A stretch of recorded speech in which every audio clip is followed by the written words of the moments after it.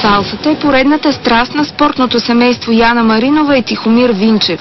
Шампионът по карате и актрисата поддържат формата си с много бойни спортове и езда. Тихомир е с Яна от 4 години.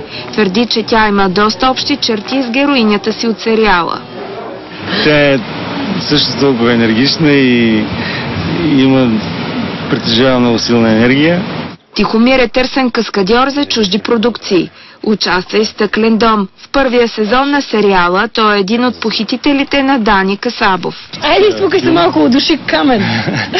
Не, Камен да души. Душиха ме и едва ли ще участвам повече.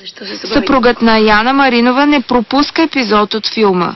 Как ще коментираш любовните сцени с нейно участие? Добре, доста. Не ти е прикипявало да искаш да демонстрираш на Вергов или на Врачански хватки от каратето? Не. Във филма Яна Маринова играе майката на Алекс. Ролята е поверена на 20-годишната Луиза Григорова.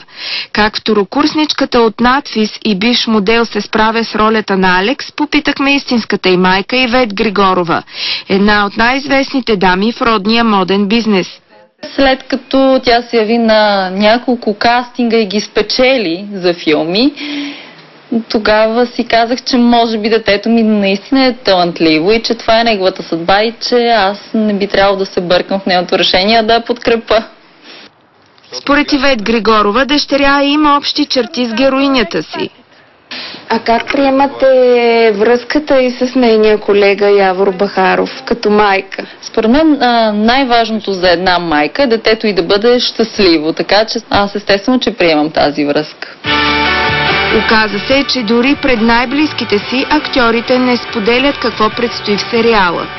Тя категорично отказа, каза: гледай сериала и ще видиш сама. Нищо не мога да кажа.